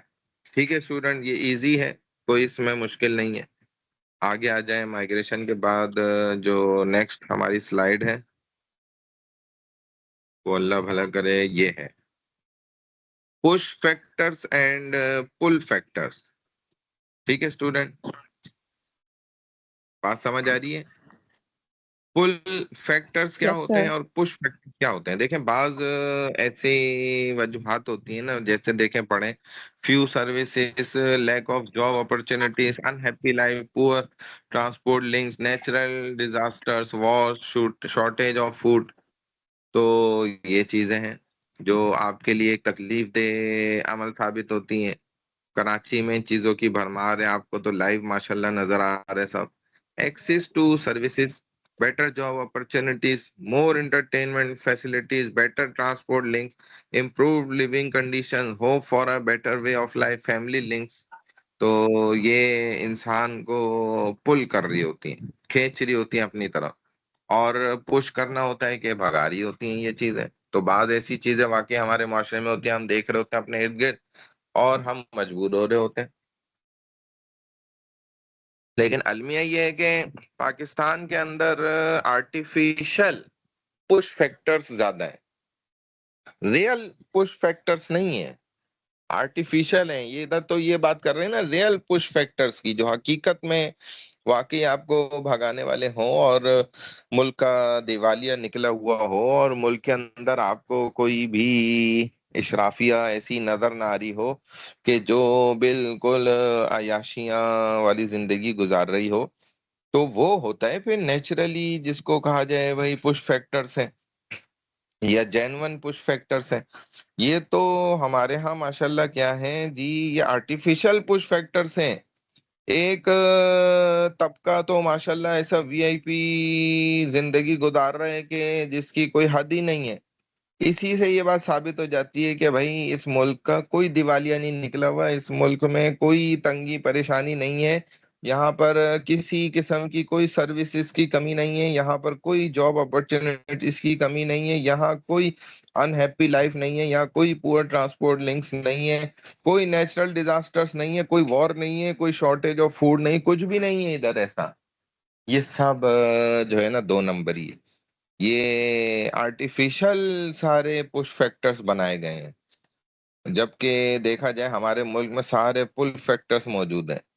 लेकिन आर्टिफिशियल बस अल्लाह की तरफ से जाहिर है हमारे अमाल भी ऐसे हैं कि जिसकी बुनियादों पर देखा जाए, गौर किया जाए, तो हम इन मामलात में फंस जाते हैं कि हमें सारे ही जो है ना फिर पुश फैक्टर्स दिख रहे होते हैं।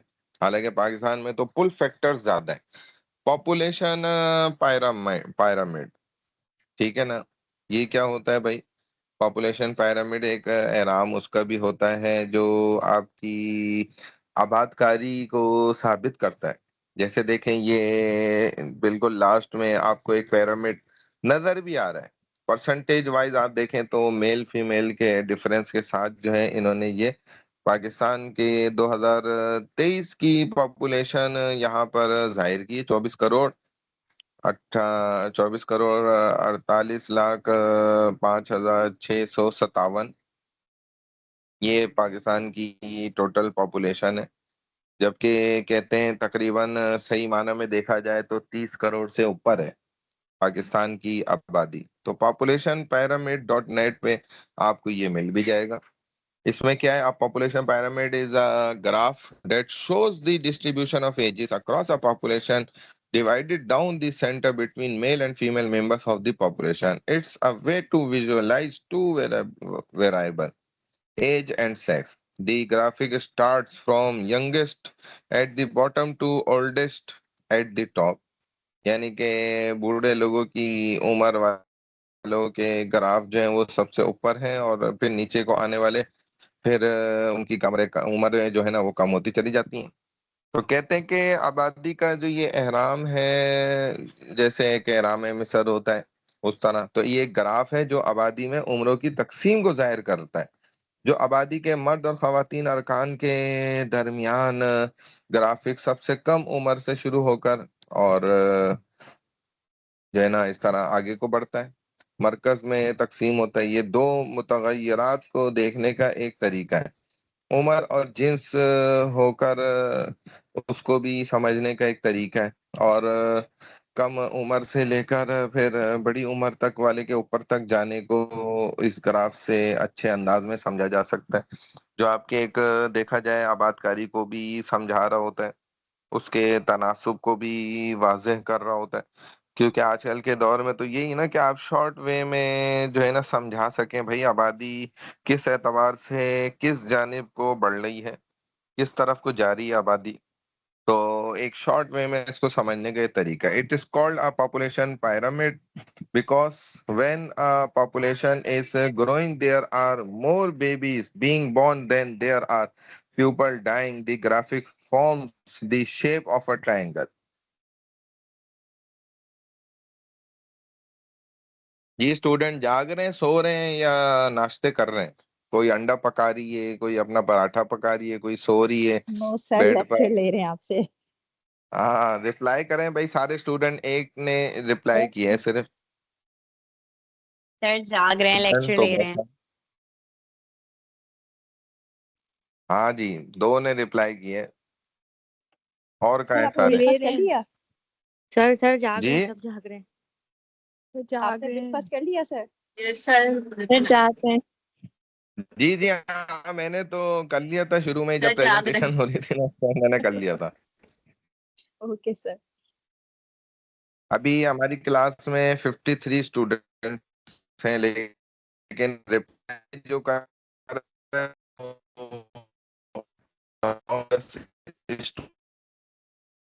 हैं बाकी सारे माशाल्लाह सो जगह पूरी खरीद गया ऑनलाइन होकर। उस बेचारे को पता ही नहीं है कि यार अभी 18 स्टूडेंट, हालांकि टोटल जो है वो माशाल्लाह 53 स्टूडेंट्स हैं। लेकिन 18 स्टूडेंट अभी जो है ना हमारे साथ ऑनलाइन है, जिनमें से मुझे सिर्फ 7-8 स्टूडेंट्स ने रिप्लाई करा है। बाकी स्टूडेंट्स किधर गए हैं सारे? हलवा पूरी खरीदने गए हैं, आज वैसे ही संडे है ना।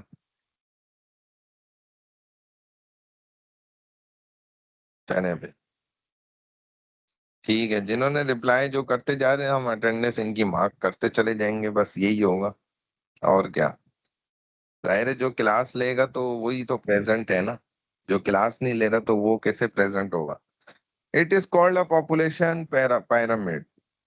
तो हम बात कर रहे हैं यहाँ पर जो है ना ऐसे pyramid की कि जो आपकी आबादी की को जाहिर कर रहा है।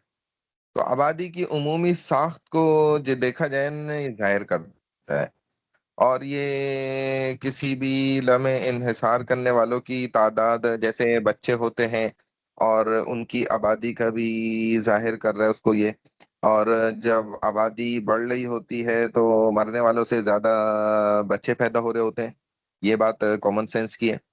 मिसाल के तौर पर अगर 1 लाख लोग मरे हैं तो जी 5 लाख बच्चे पैदा हुए हैं, तो 4 लाख का इजाफा तो हो गया ना। 1 लाख की जगह 1 लाख ने ले ली और बकिया 4 लाख जो है वो इजाफे के साथ आ गए। तो इस ग्राफिक की शक्ल में जो है ना उसको बना के इन्होंने दिखाया है। दे show the number of dependent children and sometimes elderly people and general structure of the population at any given moment. तो ये इस बात को जाहिर करता है। फिर आ जाए HDI पर। तो ह्यूमन डेवलपमेंट इंडेक्स, जैसे मैंने आपको स्टार्ट में भी ये चीज बताई ना कि हम जब कभी एक किताब पढ़ रहे होते हैं तो उसके शुरू में हमें क्या नजर आता है कि जी एक इंडेक्स मौजूद होता है। तो उसी अंदाज से जब आप देखें तो ह्यूमन डेवलपमेंट का भी जो है ना एक इंडेक्स है, और वो क्या है उसको हम कहते हैं HDI। तो ह्यूमन डेवलपमेंट इंडेक्स HDI अक़वाम मुत्तहिदा के जरिए तैयार करदा एक जामे इशारिया होता है जो तमाम ममालिक में इंसानी तरक्की के 3 बुनियादी जिहतों में औसत कामयाबियों की पैमाइश और उसका मुआवजा करने के लिए तैयार किया गया है। यानी कि उसमें 3 चीजें जो है ना बेसिकली जिहत वाइज डायरेक्शन वाइज वो इंडिकेट्स कर रही होती हैं कि जी ये 3 अंदाज में हर मुल्क के इंसान जो है ना वो तरक्की कर रहे होते हैं, ठीक है ना, उसको वाजे कर रहा होता है। The human development index HDI is a composite index developed by the United Nations to measure and compare the average achievements in 3 basic dimensions of human development across countries। और वो 3 डायमेंशंस क्या होती हैं, नेक्स्ट स्लाइड में कर देता हूँ आपके लिए, उनको भी समझ लें फिर आप। ये होती हैं 3 basic dimensions of human development, जिसमें सबसे पहले देखें डायमेंशंस को तो long and healthy life, knowledge, और थर्ड नंबर पे a decent standard of living. तो ये इंडिकेट्स करती हैं लॉन्ग एंड हेल्दी लाइफ, आपकी life expectancy at birth, life expectancy index, dimension index. Second knowledge जो है ये expected years of schooling, mean years of schooling, education index को। A decent standard of living, GNI per capita, जो GNI index होता है। तो अब इनको आगे मजीद और समझें, एक्सपेंड करें तो health life expectancy at birth, ये क्या होता है इनको समझना। हर एक पॉइंट ऑफ व्यू से जो है ना तीनों चीजों को जांचना और उसको जो है ना सही माना में समझ लेना।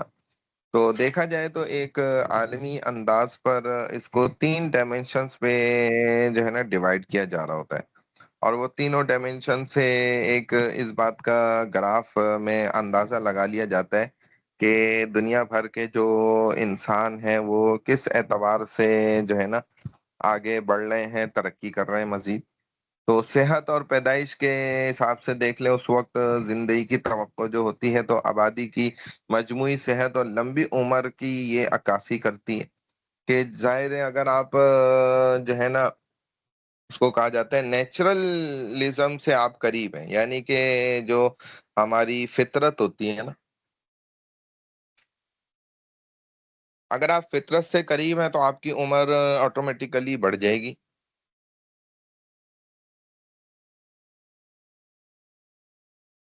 और जो इंसान जितना फितरत से दूर होगा और आर्टिफिशियल चीजों के करीब होगा, उतनी उसकी उम्र में मसाइल आ जाएंगे, उतना जल्दी लोग फिर मरने लग जाते हैं, क्योंकि वो आर्टिफिशियल लाइफ गुजार रहे होते हैं। तो पैदाइश के वक्त मुतवक्के उम्र से इसको जो है ना नापा जाता है, पैदाइश के वक्त से। और एक जैसा हमारे यहाँ कहा जाता है कि भाई जी नॉर्मली जो है 60-65 साल उम्र। हालांकि एक वक्त ऐसा भी था कि लोग बोलते थे जी नॉर्मली जो है ना 1.25 साल 1.5 साल उम्र, 150 साल उम्र। ठीक है। तो जो कि एक नवजायदा के जिंदा रहने की औसत तादाद है, उससे देखा जाता है। अगर 1 लाख लोग हैं, वो 65 साल की उम्र में 60 से 65 साल में मर जाते हैं। और सिर्फ 10% ऐसे लोग हैं कि जो जी 100 साल तक भी उम्र गुजारते हैं। और 3-4% ऐसे लोग हैं जो 1.25 साल 100 साल तक भी जिंदगी गुजारते हैं। तो एवरेज को ले लिया जाता है, ये है। इसी तरह तालीम को देख लें, स्कूलिंग के औसत साल और स्कूलिंग के मुतवक्के साल किसी मुल्क में तालीम की मकदार और मयार दोनों को ये वाज़े कर देता है। स्कूल की तालीम के औसत साल 25 साल की उम्र तक है, या इससे ज्यादा उम्र के लोगों के अगर आप देखें जरिए हासिल करदा तालीम के सालों की औसत तादाद जो होती है, तो उससे अंदाजा लगा लिया जाता है भाई आमतौर पे 25 से 30 साल वाला जो है ना वो जी मास्टर्स कर चुका होता है, यूनिवर्सिटी की डिग्री भी आराम से हासिल कर चुका होता है। उससे आगे भी वो मजीद कोई एक्स्ट्रा कोर्स करके भी मास्टर्स भी कर लेता है, या उससे आगे बढ़कर एमफिल भी कर लेता है। या 35 साल एज है, 40 के अंदर अंदर है, तो जी पीएचडी भी कर लेता है। तो ये एक एवरेज से निकाला जाता है। स्कूल की तालीम के मुतवक्के साल जो होते हैं, स्कूल में दाखिल होने वाले बच्चे को स्कूल जाने के कुल सालों की तादाद मिलने की तवक्को भी इसी से की जा सकती है, उसका अंदाजा भी इससे लगा लिया जाता है। और ये एक फर्ज करते हुए होता है कि उम्र के लिहाज से उनका इंदराज का तनासुब बच्चे की पूरी जिंदगी में यकसा रहता है। और मयार जिंदगी उसमें क्या होता है कि मजमूई कौमी जो आमदनी फी कस होती है ना, तो आबादी की मुआशी बहबूद की वो अक्कासी कर रहा होता है। यानी कि आप जिस अंदाज में जो है ना आपकी आबादी बढ़ रही होती है, तो आप फी नफ्स जो है एक बंदा वो कितनी आमदनी हासिल कर रहा होता है साल की या माहाना की, तो उसका अंदाजा भी इस अंदाजे से निकाला जाता है कि फी कस मजमुई से उसको जो है ना नाप दिया जाता है। मिसाल के तौर पर अगर जो है 1 खरब कमाए जा रहे हैं और 10 लाख आबादी है, तो उसको उस पर डिवाइड कर दिया जाता है। तो फी का यानी कि पर पर्सन की जो आमदनी होगी, इनकम होगी, निकल आएगी, जो किसी मुल्क के और उसी आबादी के लिहाज से उसको तकसीम किया जाता है। जीएनआई ये कौमी आमदनी भी कहलाती है। The HDI value is a number between 0 and 1 with higher values indicating higher levels of human development। बात समझ में आ रही है? तो ये एक किस्म के इन्होंने जो है ना इसको नापने के लिए नंबर रेंज बनाई है। एचडीआई रेंज जिसको कहा जाता है, वेरी हाई ह्यूमन डेवलपमेंट। तो हाई डेवलपमेंट इंडिकेट्स, तो वेरी हाई ह्यूमन डेवलपमेंट अगर होगी तो एच डी आई 0.8 है, हाई ह्यूमन डेवलपमेंट है, यानी कि बहुत ज्यादा इंसानों की जो है ना डेवलपमेंट बढ़ रही है, तो 0.7 है H D I 0.8। Medium human development है तो 0.55, एच डी आई 0.7 पे है। लो ह्यूमन डेवलपमेंट है तो HDI 0.55 पर है। तो HDI पाकिस्तान में एक और दुनिया भर में भी एक तरीका होता है कि आप अपनी जो है ना रेंज को नापने के लिए, उसको अंदाजा लगाने के लिए कि आपकी जो पॉपुलेशन है ह्यूमन की, तो उनके डेवलपमेंट वाइज वो किस लेवल तक यानी कि पहुंचे हुए डेवलपमेंट वाइज। ठीक है स्टूडेंट, यहाँ तक अल्हम्दुलिल्लाह ये हमारा लेक्चर 9 कंप्लीट हो गया। अब इसके बाद लेक्चर 10 हम इंशाल्लाह वो फाइनल होगा हमारा, और उस पर ही हम इंशाल्लाह अपना कोर्स कंप्लीट कर लेंगे। बाकी फिर लास्ट क्लास में मैं आपको कोशिश करूंगा इंशाल्लाह जो है ना उसी के हिसाब से आपको पेपर भी गाइड कर देंगे। हो सकता है चैनल पे ही गाइड कर दूं इंशाल्लाह, ये भी मुमकिन है। अगर टाइम शॉर्ट हुआ तो आप देख लिया करें। बहुत से ऐसे स्टूडेंट्स हैं हमारे के जिनका अभी तक जो है ना अटेंडेंस के बड़े मसले हैं, लेकिन वो सो रहे हैं, अभी भी क्लास में नहीं होंगे। एक दूसरे को बताएंगे और बात फैलाएंगे कि जी ऐसा हो गया और वैसा हो गया। हालांकि वो अभी क्लास में बहुत से स्टूडेंट्स जो है ना वो, जी हाँ थर्सडे को रेगुलर क्लास तो आपकी होगी ना ऑलरेडी। तो बहुत से ऐसे स्टूडेंट्स हैं उनका अटेंडेंस का इशू है, उसका फार्मूला मैं आपको इंशाल्लाह चैनल पे दे दूंगा। अभी तो आज कोशिश करूंगा थोड़ी देर में, तो वो उसी फार्मूले के हिसाब से अपनी अटेंडेंस करेक्शन करा लें। बस ये लास्ट उनके पास मौका है, उसके बाद फिर किसी को एंटरटेन नहीं किया जाएगा। आज की क्लास और लास्ट क्लास की करेक्शन किसी स्टूडेंट की नहीं होगी, ठीक है ना। ये प्रीवियस क्लास तक की जिनकी भी अटेंडेंस का इशू है तो उसको हम इंशाल्लाह रिजॉल्व करा देंगे, उनकी हम अटेंडेंस कम करा के उनको ठीक करा देंगे। तो मैं वीडियो बना के आपको दे दूंगा करेक्शन कैसे करानी है, एक साथ पूरी लिस्ट बनेगी फिर हम कराएंगे। ठीक है स्टूडेंट्स, अभी हम अटेंडेंस ले लेते हैं आपकी।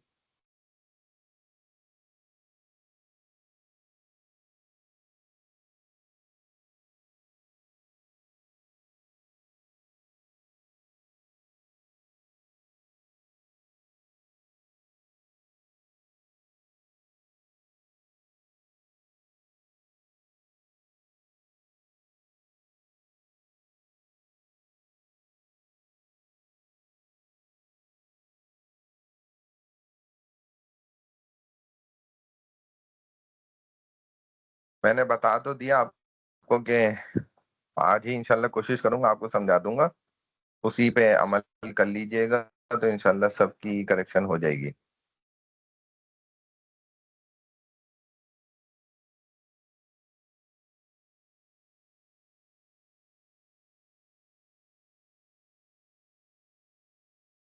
जी ग्रुप पर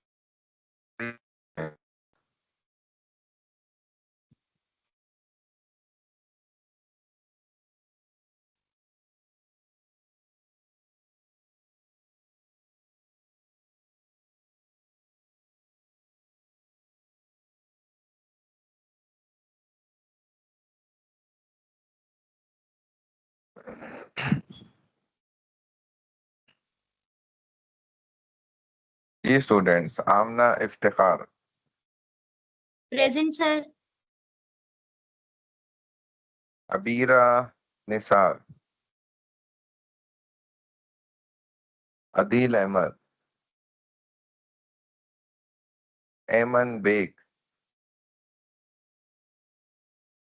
आयरिश, आयशा अब्दुल करीम, अलाइका, अलीजा असलम राना, अमन शहजाद,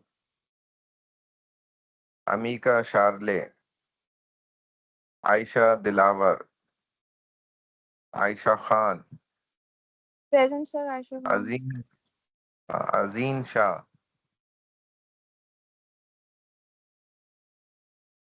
अजीन शाह, भूमिका,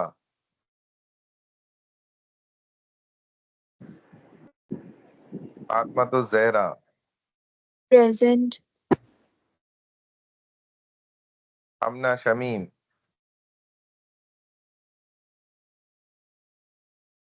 हनफा Mahmood, Hansika, Hareem Fatima, Present, sir. Hurain Khan, Mohammad Iqra Mohammad Amin, sir Iqra present। Javeria, Present, sir. Sir Iqra Mohammad Laiba present। लगा दिए ना, स्क्रीन भी तो देखें। लाइबा फैसल सर नहीं दिखा था। सर मेरी जी, फर्स्ट हाफ की भी लगा दे, मिनट लेट थी।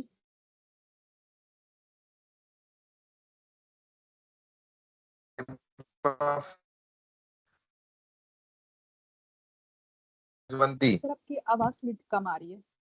माहम नसीम, मोहम्मद माहम नसीम नसीम प्रेजेंट। है, Maham Naseem, yes sir present. Maheen, Maheen, Laiba Faisal है, लाइबा फैसल, जी sir. Mahrukh Bhutto,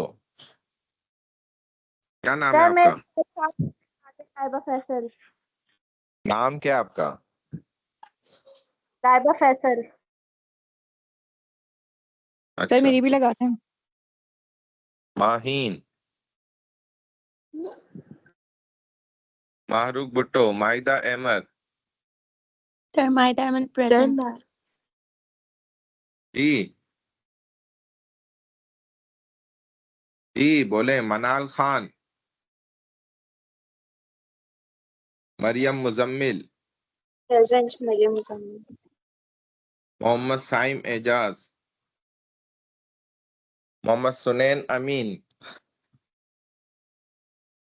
मुकद्दस Naeem Khan, मुजना Imtiaz, Present, sir. Nikita,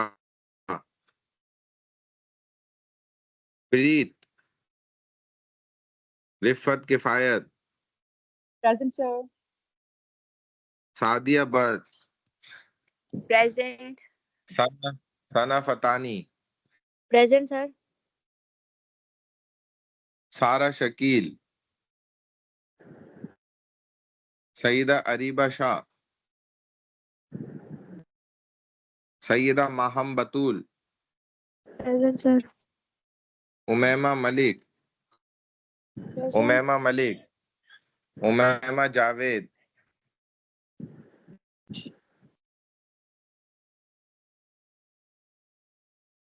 Kumar, वारा Farhan, Present, sir. Junaira Vara Salim, Farhan. Sir, Vara Farhan present है. जुनैरा सलीम सही है, जुनैरा जहरा शाह,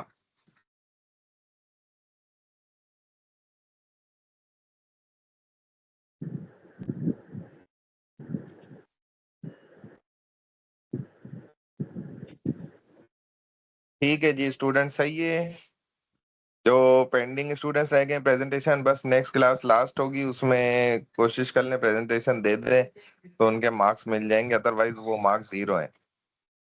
बाकी हम अटेंडेंस का मैं आज आपको बता दूंगा ग्रुप पर।